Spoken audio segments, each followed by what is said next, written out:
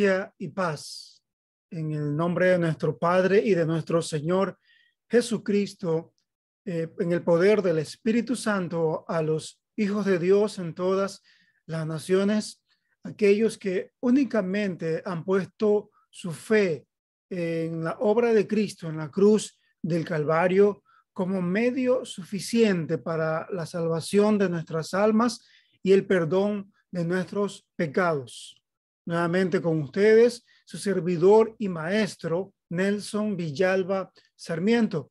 Y damos gracias al Señor que por su voluntad y guía podemos utilizar este medio en donde exponemos la sana doctrina y señalamos la falsa. En esta ocasión quisiera compartirles el tema acerca de demonios en los cristianos.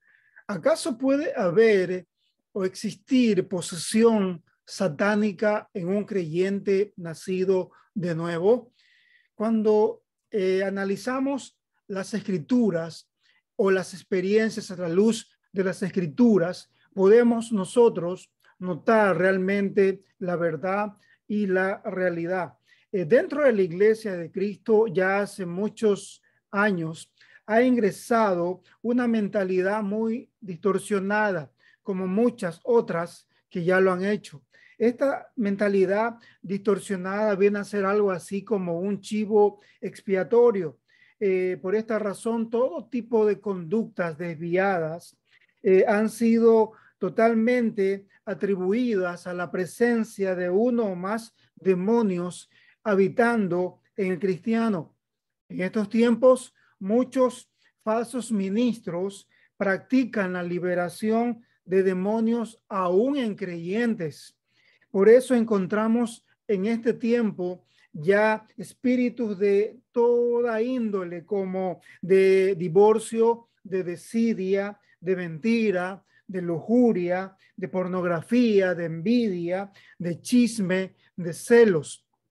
Se le atribuyen a los demonios todo este tipo de espíritus, son llamados espíritus demoníacos.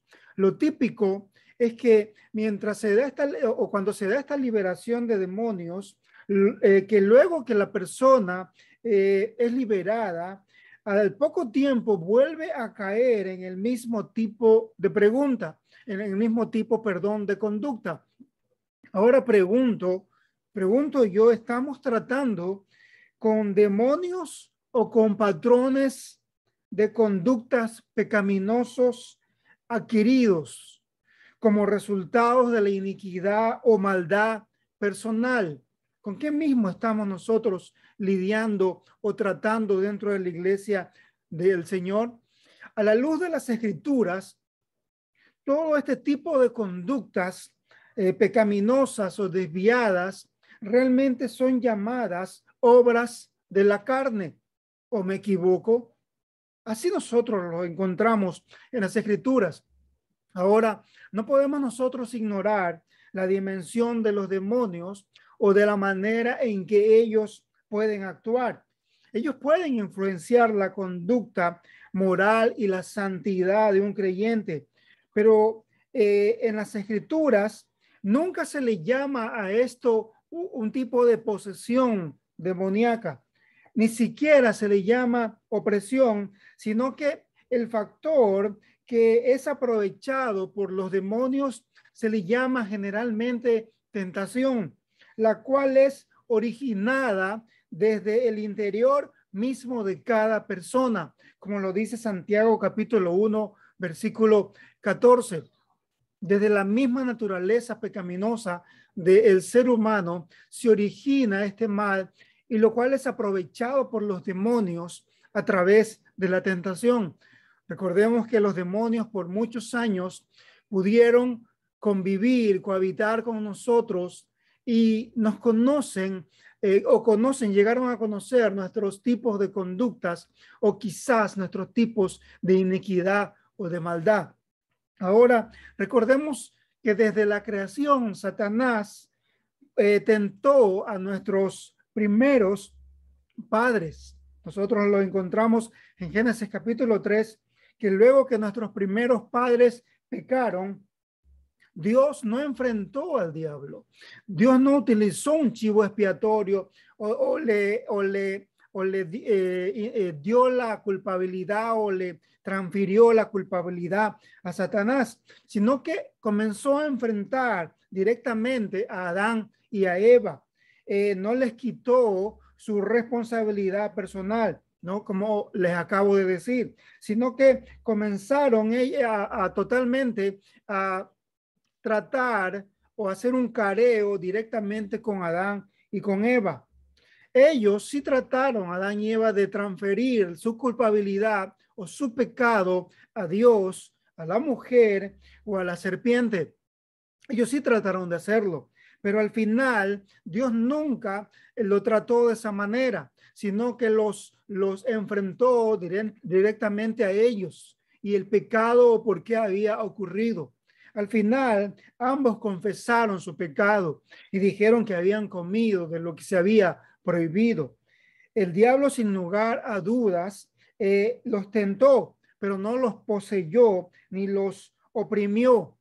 Ni Adán y Eva pudieron decir el diablo me hizo hacerlo, como muchas veces encontramos en estos tiempos ahora este tipo de declaraciones. Eso no ocurrió. El Señor exigió una confesión de parte de los pecadores y luego proveyó un sacrificio para remover la culpa. Génesis 3, versículo 21. Este es el patrón que encontramos en las Escrituras establecido por Dios para poder tratar con una persona que sea llamada hijo de Dios o que haya nacido de nuevo. Eso lo encontramos en Proverbios también, capítulo 28, versículo 13, en donde hay una confesión de pecado que viene a ser una decisión en medio del arrepentimiento personal. Esa decisión viene a darse como confesión. También hay la decisión y elección de dejar o abandonar el pecado. Eso es una acción continua en todo hijo de Dios y una lucha diaria de todo creyente o de todo hijo de Dios. Esto lo podemos notar diariamente. Dios transfiere la culpa por medio de la provisión en la cruz del Calvario. Quita el pecado, no algún demonio o espíritu que haya en la persona, sino que el pecado es limpiado. Ahora, dentro de las Escrituras encontramos verdades bíblicas, verdades escriturales. En los cristianos nacidos de nuevo, el pecado permanece, pero no prevalece. Continuamos siendo pecadores. Los deseos pecaminosos no desaparecen de la vida del creyente, son desactivados por el poder del Señor a través de su Espíritu. Ahora tenemos el poder para vencerlos.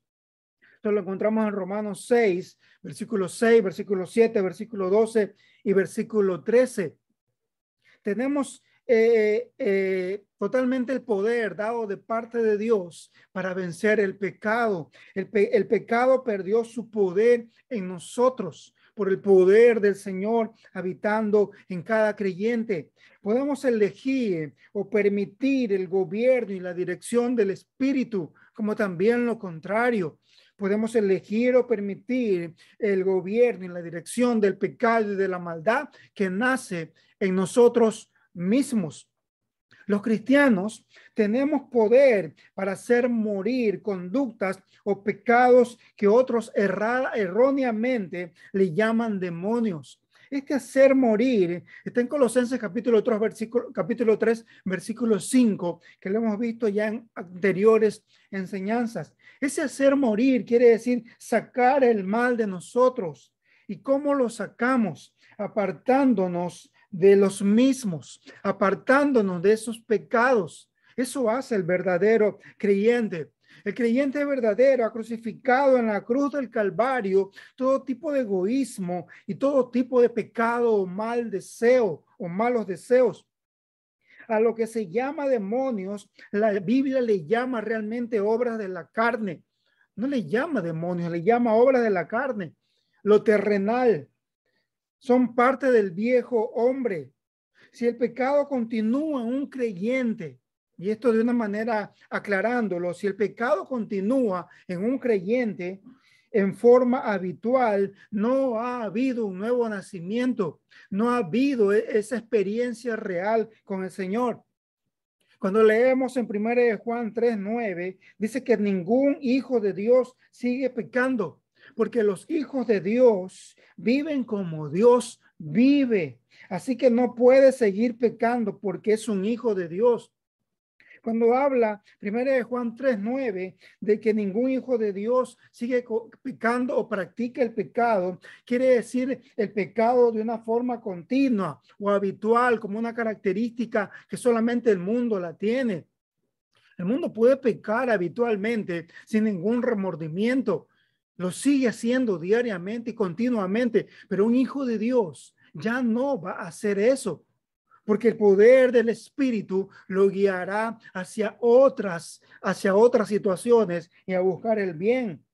Ya no hay ese pecado continuo. Primera de Juan capítulo 5, versículo 18, dice que nadie que forme parte de la familia de Dios peca de forma habitual, porque Cristo, el Hijo de Dios, lo tiene agarrado. Esta es la versión NBB. Y el diablo no puede echarle mano. Ese es un hijo de Dios. Cuando vive acerca de Cristo, permanece en Cristo, no va a poder pecar de forma habitual como lo hacía cuando no conocía al Señor, porque Él lo tiene en sus manos y Satanás no puede tocarlo, no puede echarle mano. Eso encontramos nosotros en las Escrituras. Tiene que haber confesión, arrepentimiento y restauración. Ese es el camino de un verdadero creyente. La batalla diaria por abandonar el pecado y por seguir la santidad es la lucha y la batalla diaria, continua de todo creyente. Por eso el creyente es llamado a resistir a Satanás. Esa es nuestra responsabilidad, resistirlo. Santiago capítulo 4, versículo 7. Así que humíllense delante de Dios, resistan al diablo y él huirá de ustedes. Ese humillarse, ese resistir, quiere decir entregarse, es entregarse, obedecer o realmente sujetarse a Dios. Ese humillarse, ese someterse a Dios va primero. Someteos a Dios y resistir al diablo. El someter indica el humillarse de una manera personal, el reconocer nuestra incapacidad para poder vencer por sí mismo, por nosotros mismos, alguna condición pecaminosa que existe en nuestras vidas. No lo podemos hacer por nosotros mismos. Por eso debemos someternos a Dios, entregarnos a Él diariamente, obedecerlo y sujetarnos a Él diariamente. Y lo segundo, resistir al diablo para que Él huya de nosotros, hacerle oposición a Satanás en todo tipo de situación, en todo tipo de maldad o iniquidad que comience a aparecer en nosotros. Desde nuestro interior hay que oponerse, hay que resistir. Y ante toda tentación de Satanás, hay que resistirla y oponerse a ello, y el diablo va a huir de nosotros. No renunciemos ni hagamos nulo el señorío de Cristo, permitiendo conscientemente el mal en nosotros. No renunciemos a ello, Iglesia de Cristo. No renunciemos de una manera consciente a esta responsabilidad que tenemos. No ignoremos que existen muchos ministros satánicos que han ingresado a las iglesias. El apóstol Pablo pudo discernirlo en 2 Corintios capítulo 11, versículos 4 y versículos 13 al 14. Ya lo hemos visto en otras enseñanzas. Son ministros impíos, son ministros antidios que están dentro de las iglesias. Hablan de un Jesús distinto, con el cual salen a pasear, con el cual toman una cola, con el cual se acuestan en el césped y ahí comienzan a conversar con él, el cual les da licencia a hacer todo lo que les da la gana. Ese Jesús es distinto. El Espíritu Santo que hablan estos ministros, falsos ministros, satánicos, también un Espíritu Santo diferente que lleva al engrandecimiento personal, a la gloria personal, no lleva al engrandecimiento de la gloria de Cristo. Ese es otro espíritu. El mensaje del evangelio es totalmente otro, diferente, de prosperidad, de riqueza, de éxitos personales en esta tierra. Ese no es el mensaje del Señor que en este tiempo lo es transmitido. Totalmente otro mensaje. Totalmente son disfrazados, como se disfrazan como apóstoles de Cristo. Todos son llamados apóstoles ahora y se aparece otro tipo de llamamiento que los haga creer superior. Ellos lo van a seguir, lo van a tomar porque quieren estar encima de todos. Y ese no es el sentir de un creyente del Señor. El creyente verdadero del Señor es humilde, se humilla y no está buscando puestos de poder en ningún lugar, sino estar humilde y servir al Señor en cualquier lugar. Pablo pudo notar que Satanás mismo inclusive se iba a disfrazar de ángel de luz. Y eso encontramos en las Escrituras. En este tiempo, entonces, la batalla por la verdad es una parte de la guerra real que tenemos los creyentes nacidos de nuevo. Y esta parte de esta guerra real, esta batalla por la verdad, es probar los espíritus.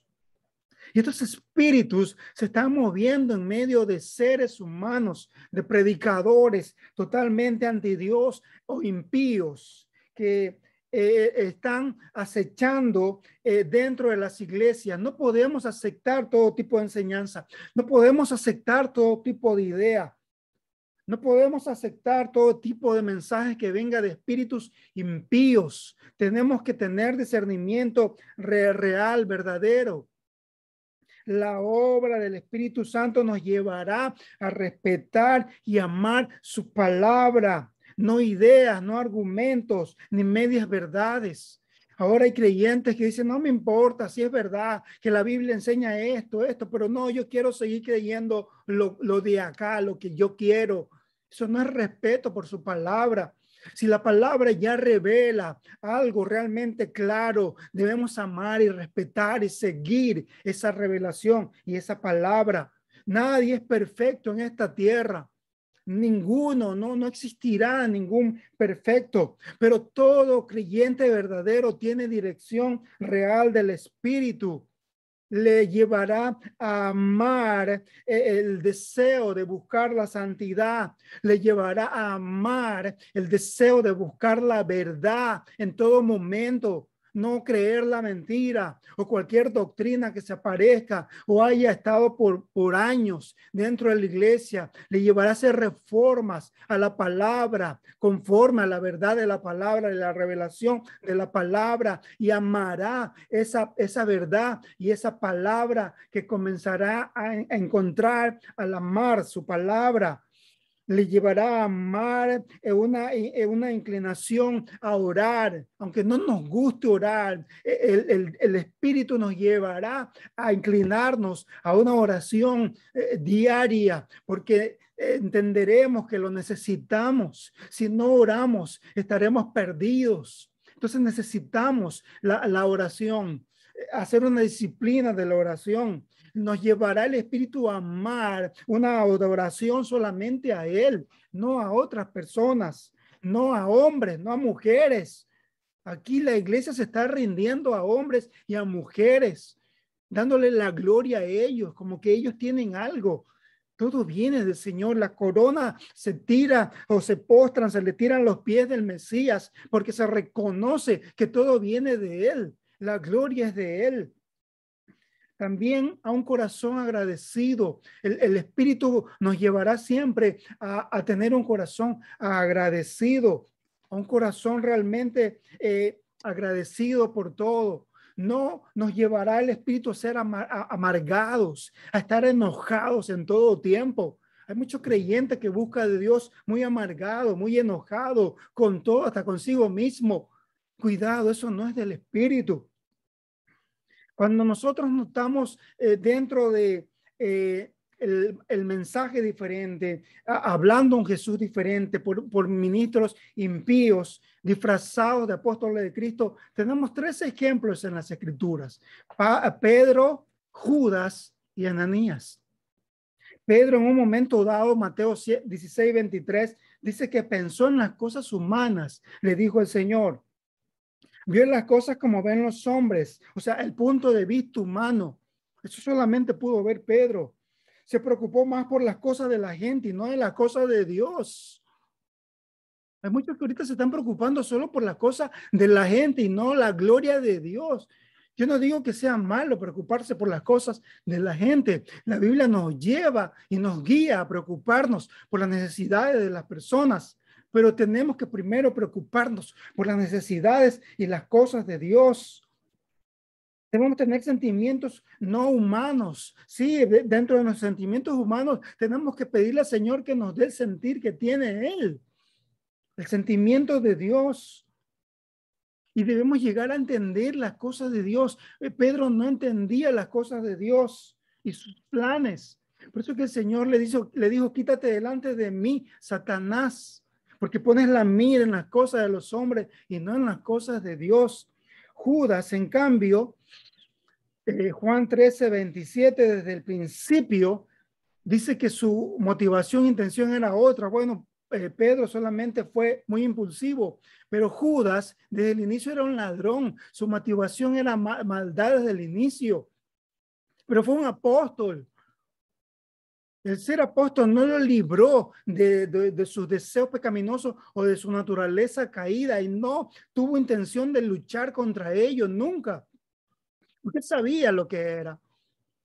Nunca, inclusive al tener a Cristo a su lado y sentir todo ese poder que emanaba de su misma presencia, nunca hizo caso de eso. Nunca le permitió que eso inundara y llenara su vida, sino que siguió en la maldad y en la iniquidad.